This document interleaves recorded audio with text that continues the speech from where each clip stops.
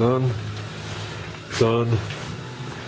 I was working on this real quick because I did break through here when I did the body work on the fender. Fender's unbolted and hanging down. It's just laying here now. Just figured I'd lay it on here until I was ready to take it off. But I figured while I was waiting, I'll just block this out up to here. I got to tape off tight to the windshield molding. As you can see, we never brought the black to it. But I just wanted to knock this out real quick while I was sitting here. So then I'll come around and get the bottom edge of it when I take the fender off. So like I said, that's done. That's done. These things are so light that they're barely pick-upable. Seriously. There's no need to film. So you can see the fender's hanging off now. I put the bolts up there, guys. So when I lose them again,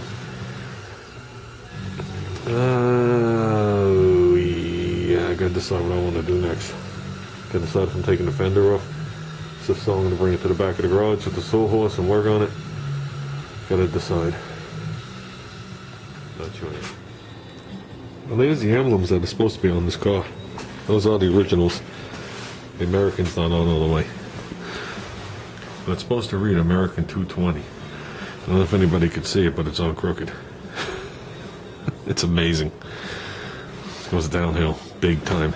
And that's from the factory. Don't feel bad, the other side goes uphill. Well, it depends how you're looking at it.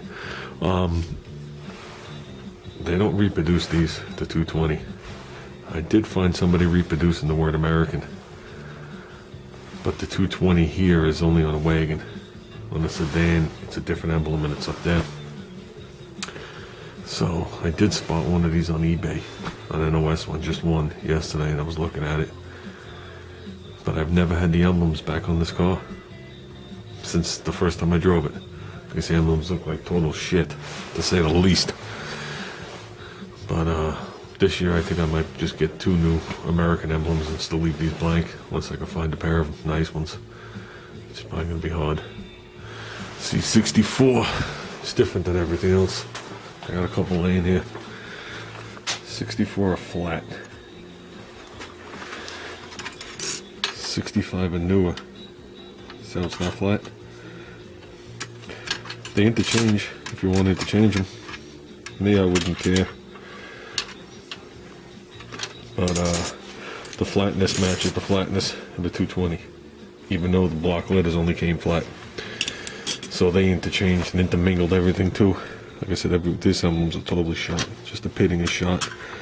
The ones that aren't pitted severely, I'm sure could be re-chromed, but you better off just getting the repops.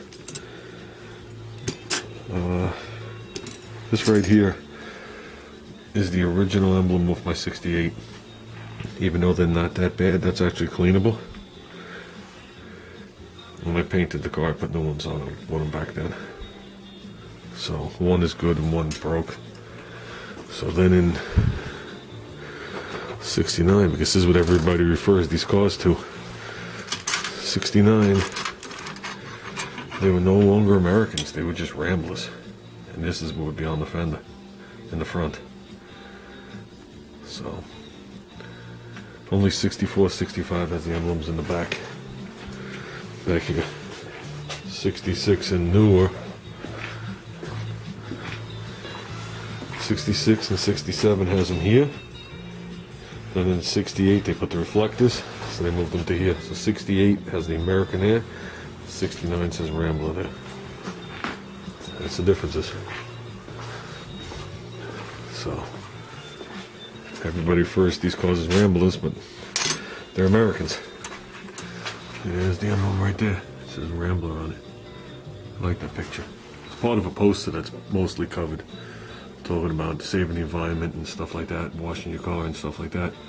It actually goes down to like here, and as you can see, it goes over there. It's hanging in the public library by my friend's house. Gotta be 15 years ago, easy. And as soon as he saw it, he made them put a little note on the back of it that when they took it down to call him. And it was up there for a couple of years and they called him and he gave it to me. Which I thought was pretty cool. He said that looked like me. Which I find hilarious. Well, that's what my hair looks like now.